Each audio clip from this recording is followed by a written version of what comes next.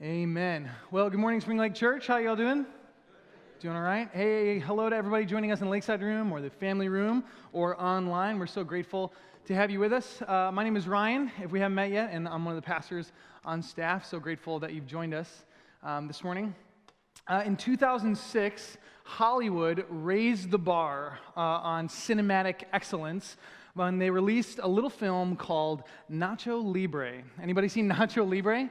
Nacho Libre. Okay, I know you're a little embarrassed. That's okay. So Nacho Libre is a Jack Black film. He's a comedian, he plays an overweight monk in Mexico. And his lifelong dream, his lifelong goal is to become a luchador, a professional wrestler in Mexico, and hilarity ensues. He finds a friend, this scrawny little guy by the name of Esqueleto, who means skeleton. He's this scrawny little guy, convinces him to be his tag team partner in the ring, and they go into their first match, and of course Nacho suggests that Esqueleto goes first, to wrestle these big burly dudes who know what they're doing, and he's all frightened, and Nacho says to him in his terrible Mexican accent, he says, "Don't worry, brother, just believe, pray to the Lord, and he will give you strength." And Esqueleto looks at him with big eyes, and he says, "I don't believe in God, I only believe in science." And then he goes into the ring and just gets utterly thrashed. And that becomes just a trope throughout the rest of the movie. At one point he says, "Why you always gotta be judging me? Because I only believe in science." This just ridiculous. And as silly as that is, as ridiculous as that is, that phrase, "I don't believe in God, I only believe in science," I think that summarizes what has become kind of a popular sentiment among people in the United States, in many Western cultures, the idea that God or faith and science are incompatible. That you can either have one or the other. You can either really be into science or you can really be into faith, but you can't have both. They are somehow in conflict. Just the other day, I went disc golfing by myself because I'm that big of a nerd, and I had my big bag with me, and I picked up with this guy who was also there to play, and we started talking, and intentionally I kind of bring up the issues of faith, and he tells me he's not religious, not a Christian, but he knows some Christians, and I ask him, if you don't mind my asking, what is it about Christianity that, you don't find attractive or you don't find persuasive? And among other things, he tells me, well, it's because, I really believe, in kind of what science has taught us, and so much of what is in the Bible, I just think is ridiculous. It just doesn't make any sense. It's hard to believe that stuff actually happened. So for him, too, there's this perceived conflict between faith and science. Now, I know that for many people, the focal point of that perceived conflict has to do with the discussion of the creation or the origins of our universe, the origins of life, the creation-evolution debate. That's where it kind of boils down for a lot of people. Now, we are not going to touch that this morning with a 39.5-foot pole for a couple reasons. Because, first of all, I like my job. And secondly, my email inbox is already too full. So we're not going to talk about that this morning. But we are going to focus on miracles, because it is a standard objection for people in our culture when they hear about stuff in the Bible to say, are we really supposed to believe that Moses parted the Red Sea? Are we really supposed to believe that someone walked on water, that people shouted and the walls of a city collapsed, or that water was turned into wine? Are we really supposed to believe that people were raised from the dead? I mean, that all just seems a little bit unbelievable. And for folks who are rational, scientifically minded, some of those issues put just the very idea of God on trial. And that's why we're doing this series. We're wrapping up this morning, as Pastor Jack said. We've been in this series called God on Trial, where we're looking at accusations that people have made against Christianity. And that's why I'm wearing the monkey suit this morning. You can look forward to no longer seeing any preachers in suits. I've been playing the part of the defense lawyer, and today I want to defend this idea defend against the idea that miracles are unbelievable, that we can't believe in them. So we got to start with a definition or a sort of a biblical idea. How does the Bible talk about miracles? Well, it might surprise you to know that there's about 4 or 5 different terms in Hebrew and in Greek that get translated by many of the translations as miracles. Sometimes you'll see these same words translated as signs or wonders or portents. Thank you, King James, for that. We don't even know what that means, but or wonders or mighty acts. And in the Bible, when you see these phrases, when you see miracles or signs or wonders, it almost always is a mighty work or display of God's power that produces amazement in people and reveals something about God. So produces amazement, it's a work of God, produces amazement, and it reveals something about God. But strictly speaking, it's not always the same thing we mean when we say miracles, because, for instance, an earthquake might be a sign or a wonder, but we wouldn't say that that is a miracle. We use the word miracle in a bunch of different ways. You've probably heard people use the word miracle to refer to, like, the game-winning shot. Oh, my goodness, did you see that? They launched the ball at the last minute. That was a miracle. Or, it was a miracle that the Patriots didn't win another Super Bowl. Or maybe, I can't believe she's finally getting married. That is a miracle. Oh, that's amazing. Huh. But that, I saw elbows. That's very different than what we mean when we say that Jesus was born of a virgin. That's very different, isn't it? Those are different ideas. So I want to clarify what I mean when I say miracle this morning. I had to look it up in Pastor Ryan's book of helpful short definitions that probably need more clarifying, but we'll do the trick for now. So those are available for sale at the lobby. Or at the connection point over there. So here's where we look under M. Miracle, there it is an event which the natural causes at that time and place could not possibly bring about. That's what I mean this morning when I say a miracle. An event that the natural causes at the time and place could not possibly bring about. So sometimes Christians, we use the term miracle a little bit sloppily to refer to like an answer to prayer. For instance, you've been trying to get pregnant for a really long time and it hasn't happened, and then you get pregnant and we say, that's a miracle. Well, it may be an answer to prayer and we're super grateful, but didn't it come about through natural means? So I wouldn't classify that as a miracle. Or we say the miracle of birth. Well, yeah, we're so grateful, and it's amazing all the complexity that goes into that, but we wouldn't necessarily call that miraculous if we're using this definition. So bear with me if you have a different definition of miracle. This is the one that I found in my book that I wrote.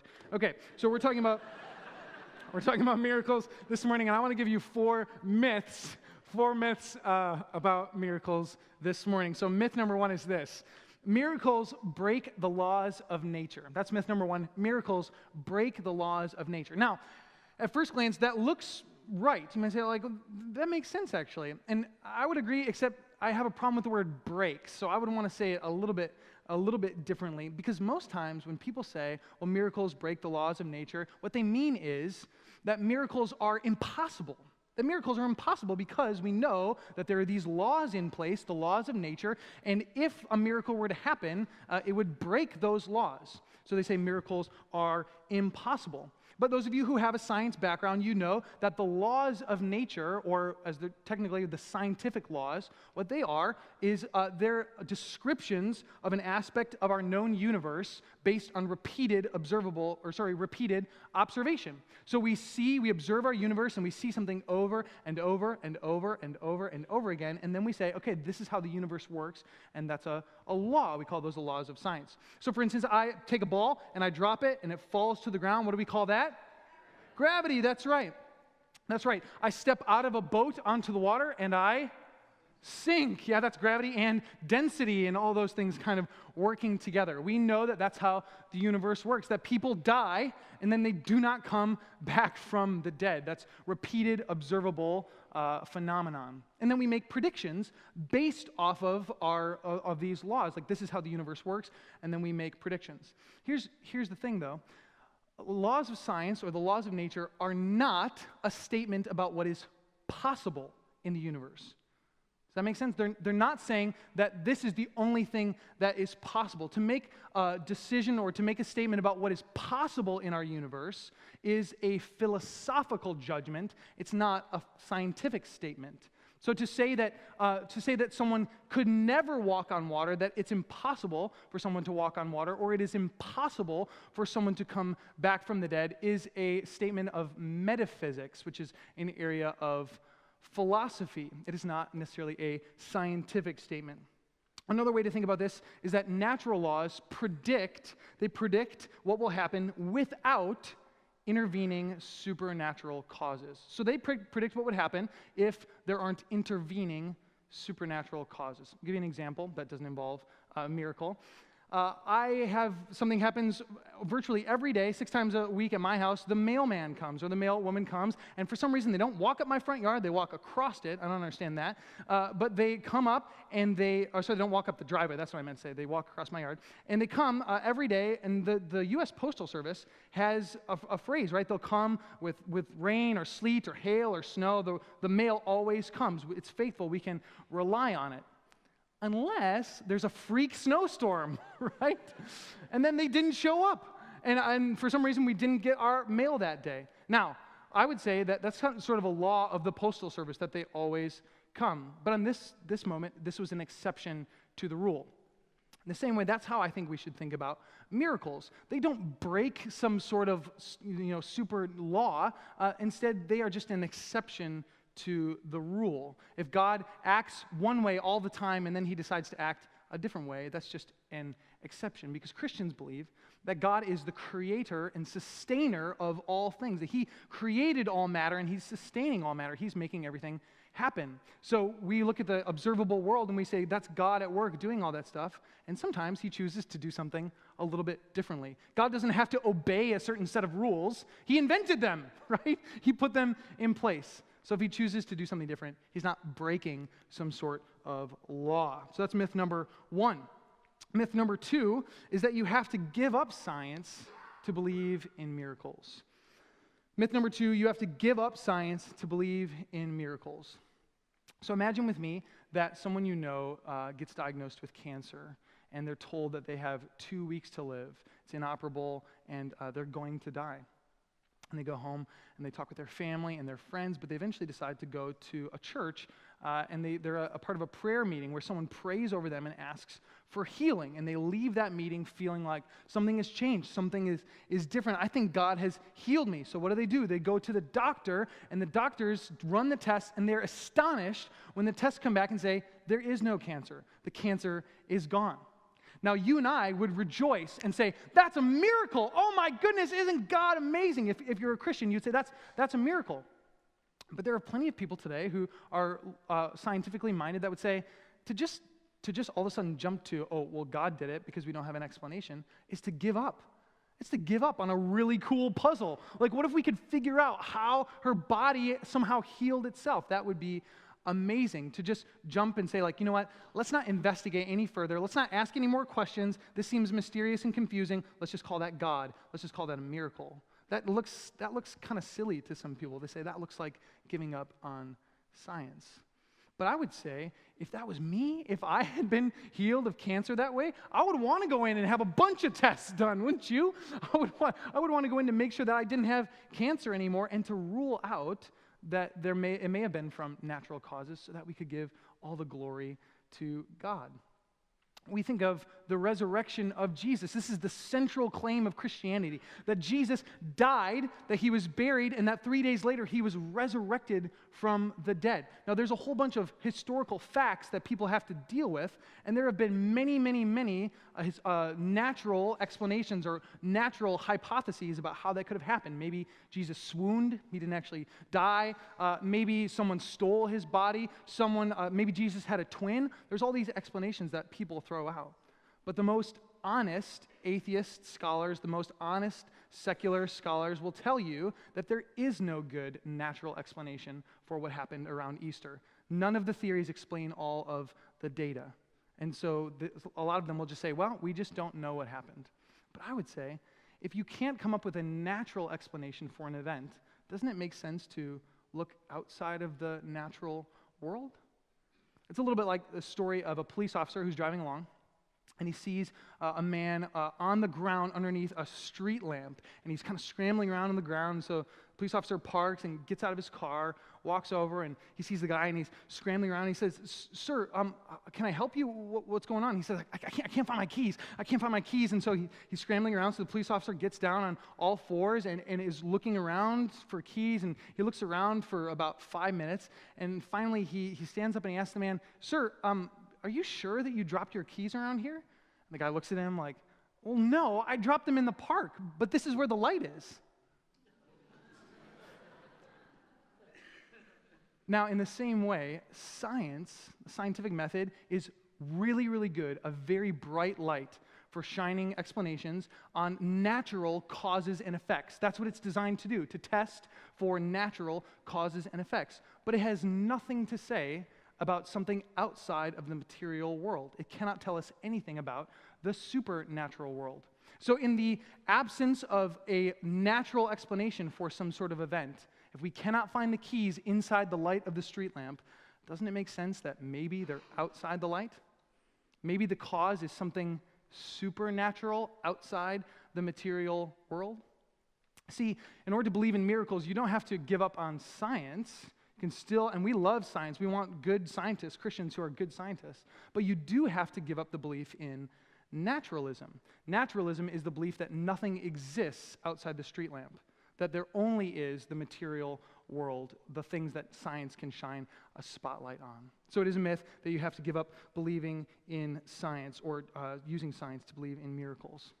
Now, what I find that what happens is oftentimes people have that worldview of they believe in only the natural world until something crazy happens, until something inexplicable in their lives happens, and then they're forced to try and wrestle with, oh man, maybe there is such a thing as the supernatural. Maybe there is God. But some people will say, myth number 3, miracles, that's a thing of the past. That's a thing of the past. That doesn't happen anymore. I was taught in school at the university level that ancient people were naive. They were gullible, and that they would explain everything, rain, earthquakes, the crop cycle, all of that, they would explain with the gods. And we've kind of moved beyond that. We have science now, and so a lot of things that they would have considered miracles, we know are actually not miracles. Some people might even say, maybe God used to act like that, he used to do things like that, but God doesn't do that sort of thing anymore. Why don't we see it more often? Now, Craig Keener would beg to differ with people who say miracles don't happen anymore. He's a New Testament scholar who spent a few years of his life going around the world interviewing people about miraculous events that they had seen and specifically healings. And he put it on this giant book called Miracles. And you can find his lectures online about this on YouTube. But I want him to just share a few stories with you this morning. This first one comes to us from modern-day Iraq in Baghdad. Let's listen in. One time, there was a man who came and he said, my wife is in the hospital, and can you all do anything for her? And they had a hospital there, but this was a different hospital she was in, so the doctor said, okay, well, send him to the vicar. So they sent him to the Anglican priest there, who's charismatic Anglican, and he said, okay, I feel like God is saying, Jesus is going to meet your wife. She will be all right. And as you are going to the hospital, just keep saying over and over again the name of Jesus in Arabic. And so this Muslim man was just saying the name of Jesus over and over as he went to find his wife in the hospital. When he got to the hospital, the doctor met him at the door and said, I am so sorry. We did everything we could, but your wife has passed away. And he began to weep, and he went in and he embraced the body of his wife. And he was still saying, Jesus, Jesus, Jesus. And then she sat up and said, I'm hungry. He went back and told the vicar, and the vicar said, don't worry, that's happened before. But another account is from Dr. Chauncey Crandall, who's a cardiologist in West Palm Beach. And this was about someone named Jeff Markin. He checked himself into the emergency room, checked himself into the hospital because he had chest pains, collapsed there, and then they tried to revive him in the ER for like 40 minutes, and he had no heart activity reported for 40 minutes. And Chauncey Crandall, he was the cardiologist, he was making his rounds elsewhere in the hospital. They called him in to just basically call the card and say that the man was dead. And he came in, they'd followed all the American Heart Association protocols. He said, okay, well, the man is dead. So he pronounced him dead. And then he went back to his rounds. And as he was going back to his rounds, he felt the Holy Spirit prompt him to go back and pray for this man. So he went in with another friend, another doctor. The nurse was sponging the body down to get it ready for the morgue. And he laid his hand on the man's head and said, Father, if you want this man to have another chance to know you, I pray that you'll raise him from the dead. Turned to his colleagues, said, shock him with a paddle one more time. Now, this was the appropriate thing to do. I mean, if you're a doctor, you have medical means, you should make use of those medical means that are available to you. That's God's gift too. But by itself, the shock shouldn't have done anything to the man. I mean, if he'd been flatlined for 40 minutes, it should have made no difference. The nurse was meanwhile glaring at him like, Dr. Crandall, have you lost your mind? Shocked him with a paddle, and immediately the man's heartbeat came back to normal. Now, the man, Dr. Crandall told me that the man was not just dead, he was very obviously dead. His extremities had already started turning black from lack of oxygen. And the nurse started screaming, Dr. Crandall, what have you done? Because, of course, you know, Frankenstein's monster. 6 minutes with no oxygen, you have irreparable brain damage. And so what's going on here? But this was on a Saturday. Dr. Crandall went in to visit the patient on Monday, was talking with him, and everything was fine. So God does things like that. I love how he finishes. So God does things like that. I've shared my story a little bit before here, but I have a pretty complicated medical history. I contracted a staph infection when I was an infant that ate away my abdominal aorta, part of my abdominal aorta, and femoral and iliac arteries, and eventually had to have a couple of my arteries replaced with rubber hosing, basically Gore-Tex rubber. And so throughout my entire childhood, I continued to have updates over and over and over again as I grew. And when I was about, I think it was 13 or 14, I was experiencing fatigue while I was running. I was not getting enough blood to my extremities, and so we knew that that was a sign to go in, have the ultrasound. Sure enough, ultrasound showed that I had 30% blockage in my femoral to femoral artery bypass and 50% blockage in my abdominal aorta. And so we knew it was time to go in and get a surgery like we had done many times before. And so we get ready to head to Minneapolis. That's where our doctor was, and stopped in to pray with my pastor of the church, as we had done many times before. And he prayed that the surgery would go well, that the doctor would be on his A game. And then he said, you know, Jesus, we're also just going to pray that you would heal Ryan, that he wouldn't even have to have this surgery. And I thought, that'd be nice.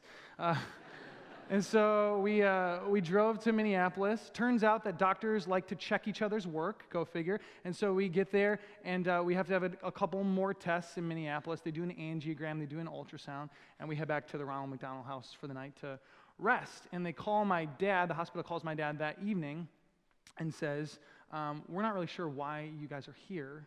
All the tests have come back, everything's clear. Ryan's blood flow is fine. And I'm mad.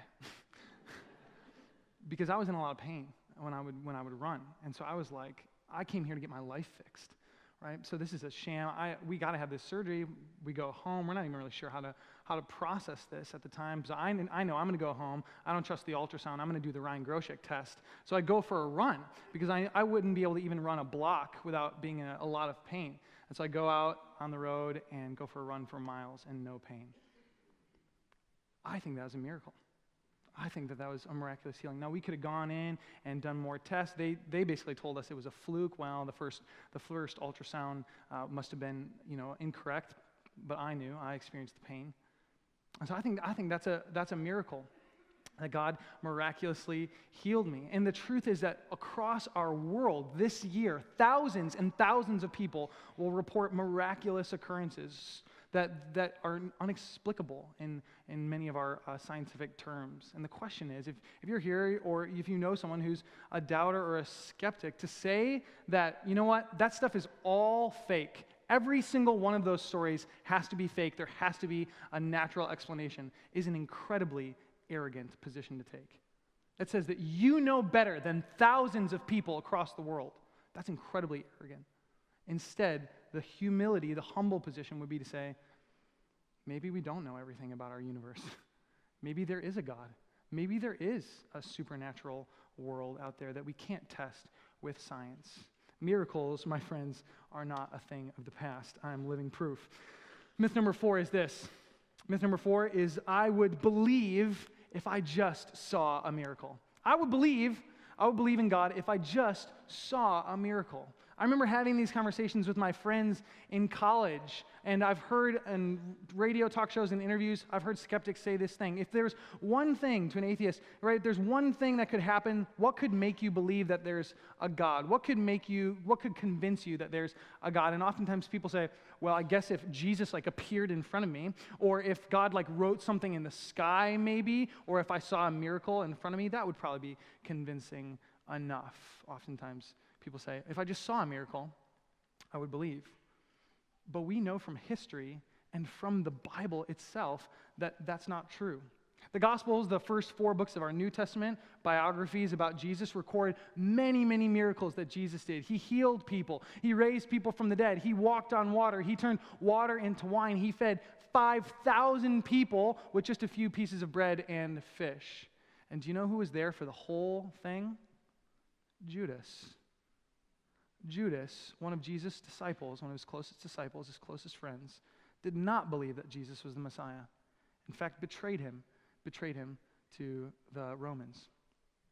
Right? Even Peter, who was there for all of it, even like the special ones that Jesus pulled them aside for, the transfiguration, even Peter doubted and denied Jesus, denied that he even knew Jesus. See, miracles can help, signs and wonders, they can help to confirm our faith, they can help push us towards belief in God or belief in Jesus, but they are not sufficient to convince someone. We've been saying that from the beginning of this series, like, I'm not up here to convince you into believing in God. I'm not here to argue you into trusting Jesus. I don't believe that that's possible.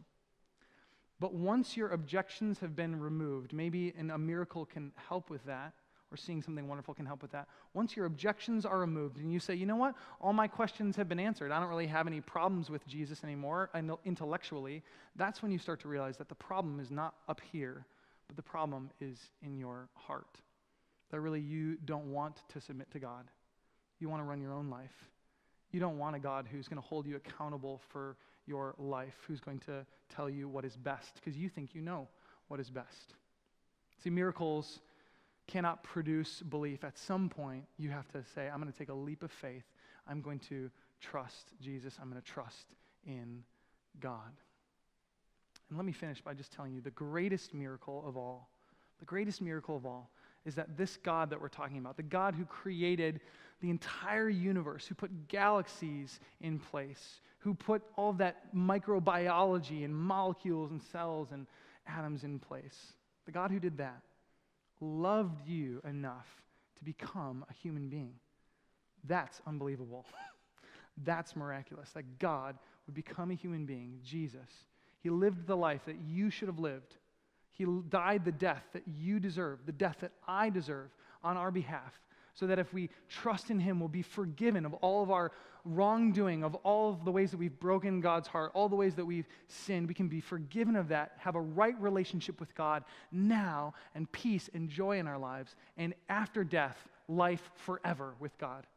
That's the greatest miracle of all. And God did it not to show off, not just to display his power, but out of love for you, out of love for me. That, my friends, is the greatest miracle of all. And if you would trust in Jesus, if you would call upon Jesus, you can have that relationship with this God.